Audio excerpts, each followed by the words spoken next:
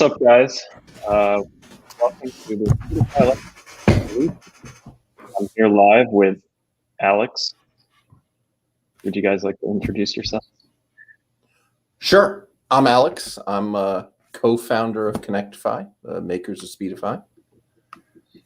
And I'm Kevin. I'm the lead developer for our Speedify application. And I'm Ryan, multimedia designer for Connectify and manager of the Speedify Instagram. Cool. So here at Connectify, when we think about Speedify, we're increasingly getting focused on live streamers, right? I mean, Speedify is a VPN and it's a Wi-Fi offloading tool and it's a better streaming tool. But I have to be honest, when we look at people who say, you know, their minds are blown by how awesome Speedify is, they're people live streaming. Their Twitch, their chess games, weddings. I mean, those are the people who say, oh my God, Speedify saved my life. So we really internally here have decided to focus much harder for the next few months to make sure that those are the people who are 100% happy. And so given that we're going after live streamers, we realized that, you know, we need to live stream more. So release notes now are, you know, live streams. This is it. We're going to record it, put it up on our YouTube and whatnot. These are release notes for Speedify 11.3. And on the off chance that anyone listening doesn't know what Speedify is, and if so, I'm curious how you found the stream. Speedify is a VPN that actually does internet and cellular bonding. So it makes your internet connection much more reliable as well as secure by combining multiple available internet connections into one internet connection. And for anyone doing live streams or video calls for remote work, the ability to bounce between Wi-Fi and cellular can totally save your stream. And it's available on Android, iOS, Windows, Mac, and Linux. Because quite frankly, bad internet sucks. So another thing, obviously, we're in Philly, all three of us. Most of the Speedify team is. Got a few people in other places, so we're supplied here with soft pretzels, and you know, wish I could share it with all of you. But Ryan, you want to talk a little bit about the setup, how we're live streaming here today? Yeah, today we're live streaming with StreamYards, which is a neat and streamlined, pun intended, browser-based live streaming app with tons of easy-to-use customization controls. And we're able to use crappy or good internet on StreamYards, and it will automatically set the streaming settings to what will work the best. And Speedify is recognizing the StreamYards live stream as a live stream and prioritizing the traffic that's running through that live stream to keep it secure and reliable. We'll probably use other streaming software other than StreamYards on future release notes just to try everything out. I'm thinking about whether or not I can screen share to show my Speedify here, but I haven't tried it yet, so I'm a little afraid to do it live. You know, maybe I will. Go for it. All right.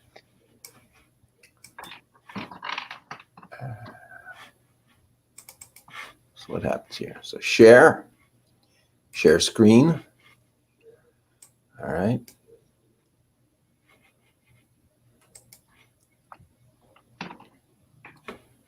I'm going to try share just my Speedify window.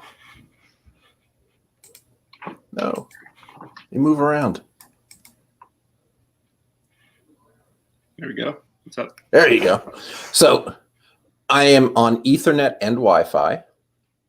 And so Speedify finds them both. And the live stream, so Speedify doesn't recognize it's StreamYards because I'm running it in a Google Chrome tab. So it's saying Google Chrome is streaming. And, you know, you can see it's, well, what is it? A little less than a megabyte here.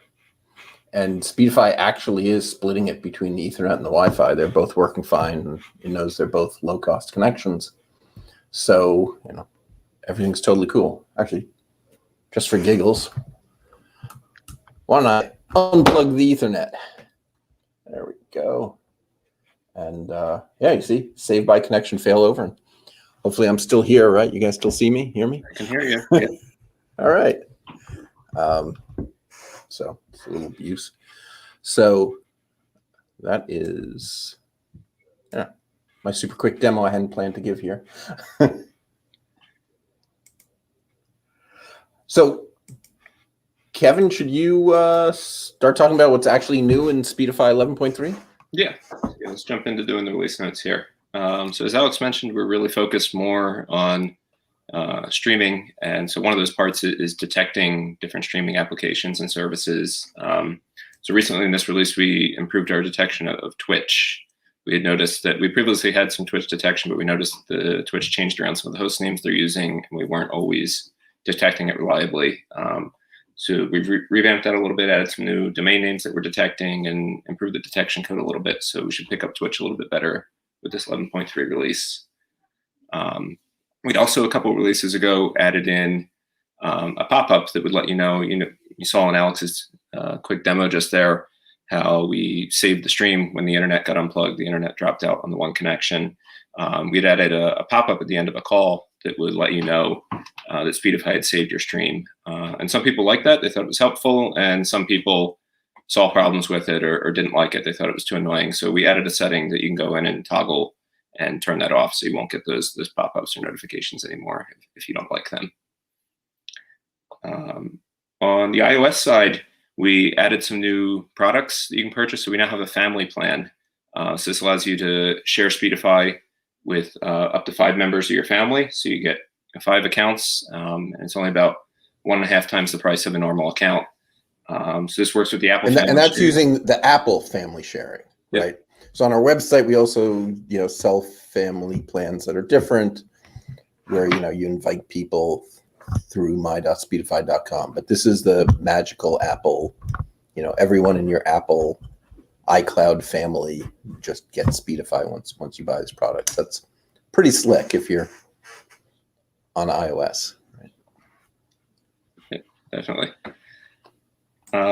So next on the Android front, so some people use Speedify on their Android TV devices, and there's been some issues with navigation when you're trying to navigate around the Speedify user interface with a remote. So we fixed up some of those issues, so that should help people running on Android TV, or if you use a screen reader to try and navigate around the user interface, that should be a little smoother now.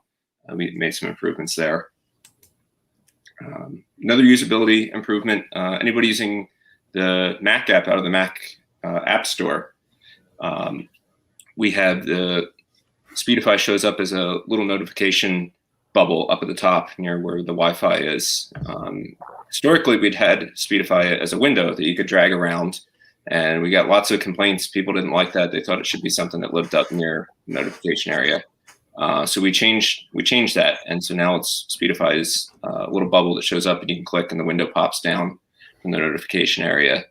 But now we got a bunch of complaints that people didn't like that, and they thought it should be a window that moved around. We can't win there. So what we did is we have it defaults to being in the notification area, but you can now drag it away. So if you drag from the top border where it says Speedify when you open the window, you can move it away and it'll become a separate window on your screen, and you can move it around, put it wherever you want, so you can have Speedify up while you're doing other things and be able to watch the user interface.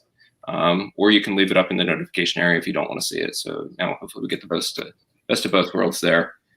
We'd had this feature a couple releases ago, but people were finding it difficult to, the area where you're dragging was too small. So we made it a bigger area, a little easier, intuitive to be able to drag it away and have it as a separate window. So those are some of the highlights. We're always doing other minor improvements. We were watching for crashes and other bug fixes and stuff that we get through support. So there's always other little minor tweaks and bug fixes that go into all of our releases. Those are a lot of the major high points of what we tackled for 11.3, which, by the way, it's going to be releasing today. We're in the process of getting that prepped and pushing that out today. So it should be able, in the next couple hours, should be available. Some of the app stores take a little bit longer to review and have it available on those, so you can watch for updates on your phones. But on our website and everything, the download should be available pretty soon. Cool. So one more policy thing. So we've long had statements on our support website and whatnot that we only support versions of Speedify that are up to a year old. But we haven't actually cut anyone off until now. There are still people running versions of Speedify from 2015. We do 15 releases a year. They are literally 100 releases behind. So starting sometime in about a week, versions of Speedify that are more than 2 years old are going to stop working. We fix security issues as they come up. We're always updating the encryption libraries and things we need to stay on top of things. So we really can't promise you that old versions are secure, right? When we bring in HackerOne to attack our stuff and make sure we're secure, they're attacking recent versions.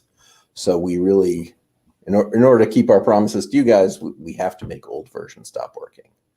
So it's fine. So sometime in the next week, versions that are more than 2 years old are going to stop working. But point of fact, I think you should be using the most recent version pretty much all the time.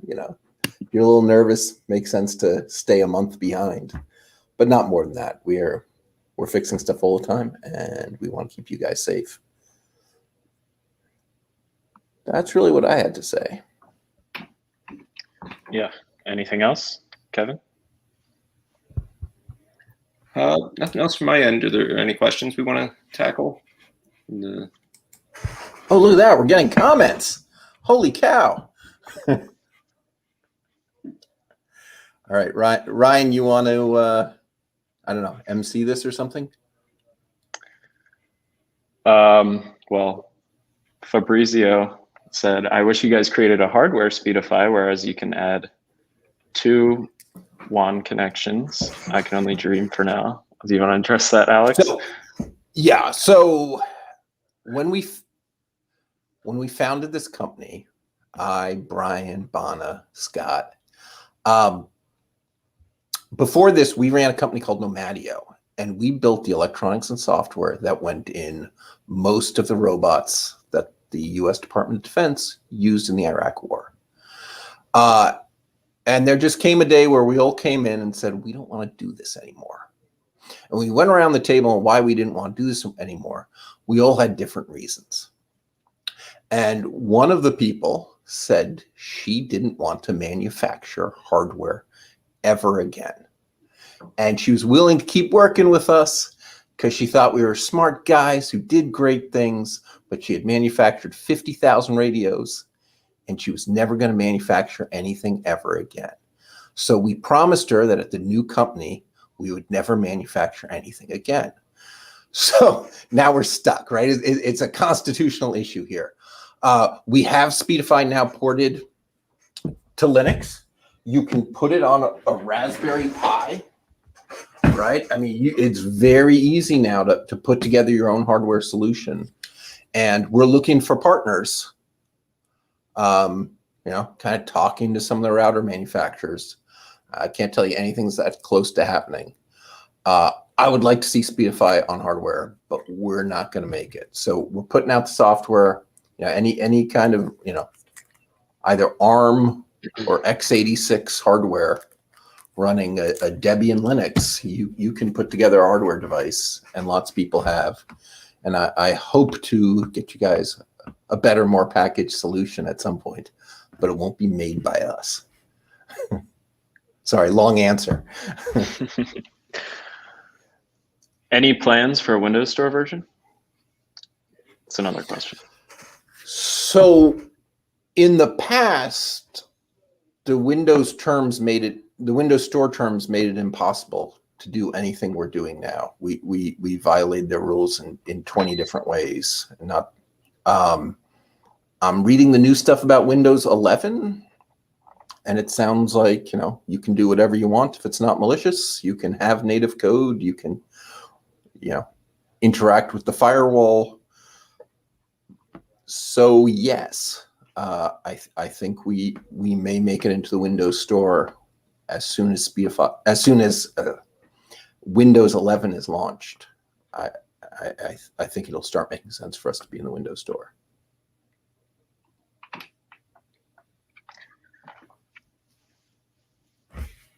It's exciting.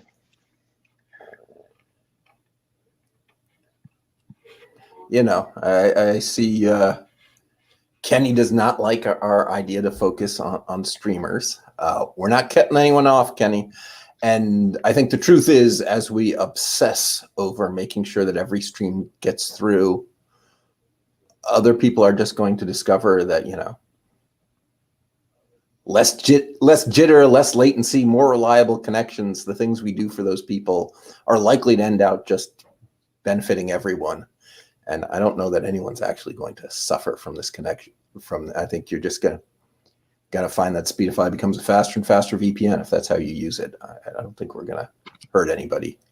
Yeah, and by streamers, I mean, we mean anybody doing video calls and VoIP calls and anything like that. You know, not necessarily just people doing live streaming events. Though that's a big focus. But yeah, I mean, lots of people are using it for remote work, doing video calls all day, things like that. And Speedify is helpful for them as well.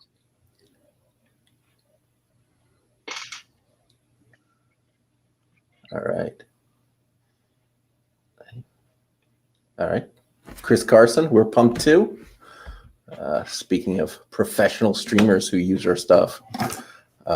Yeah, Steady Live. He does awesome work. Watched a whole bunch of Chris Carson's videos about, you know, how to live stream events and things. And yeah, you do great content, Chris. Thank you for your support. What else?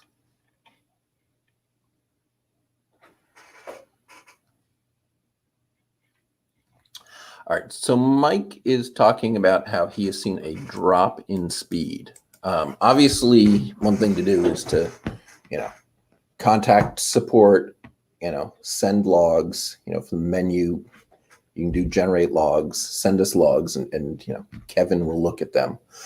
I'll say that when it comes to live streaming, though, speed isn't the most important thing, right? I mean, you're looking to get the speed you need, you know, 10, 15, 20 megabits.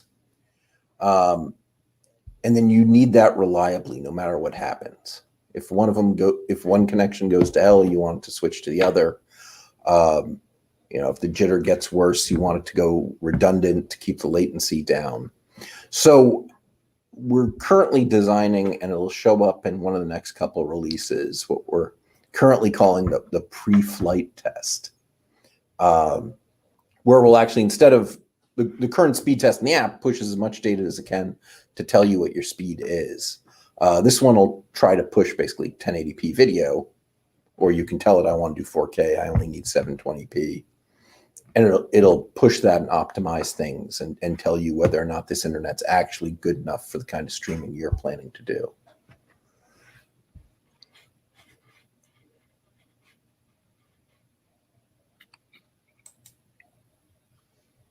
Chris Carson asked if we could recap the new features of 11.3.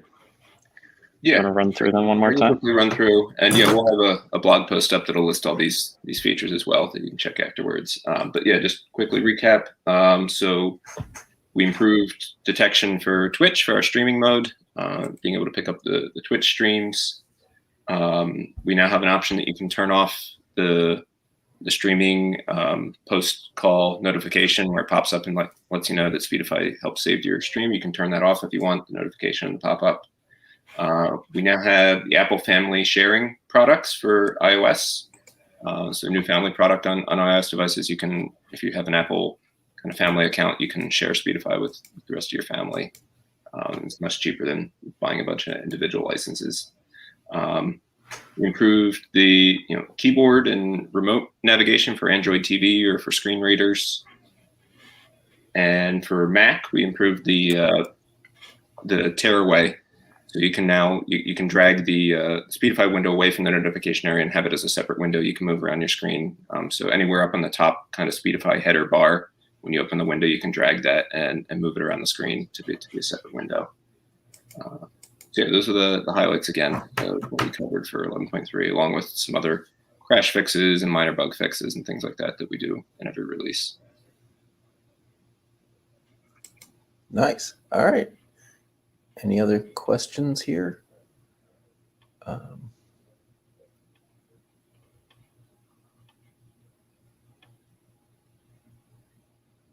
right. You think we're done, Ryan? Yeah, I think that's it. Or wait, All no, right. one more question. Oh, one more question. 2 more questions. Can you optimize RAM usage for Mac? And I mean, I'd be interested in what they're seeing, but on Mac currently, if you're getting the version out of the App Store, we're running in what's called a network extension out of the Mac OS, and same thing on iOS, and that limits us to only 15 megabytes of memory for the background process. So we're pretty limited there.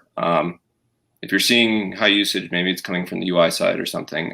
But I'd be interested. You can contact our support and let us know more about what you're seeing if you are seeing high usage. But we already should be pretty optimized because we have a pretty low limit that we can operate in on Mac and iOS.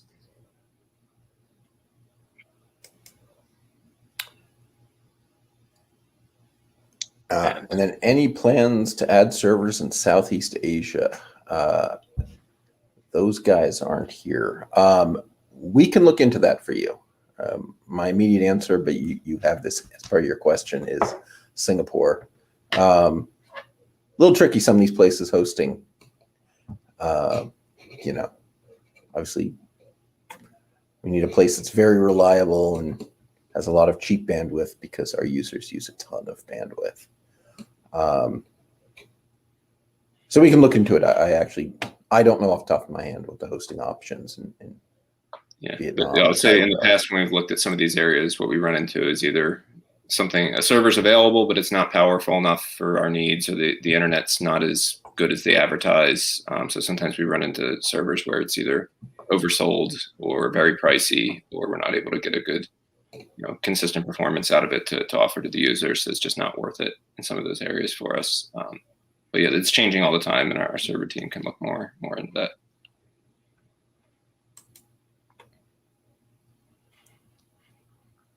All right. Awesome sauce. My son says never to say that again. He's probably right.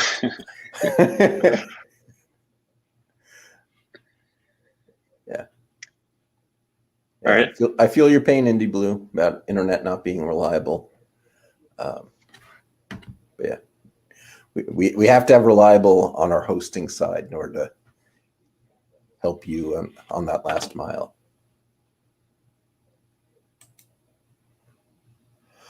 All right, cool. Thank you, everybody. All right, thanks for watching.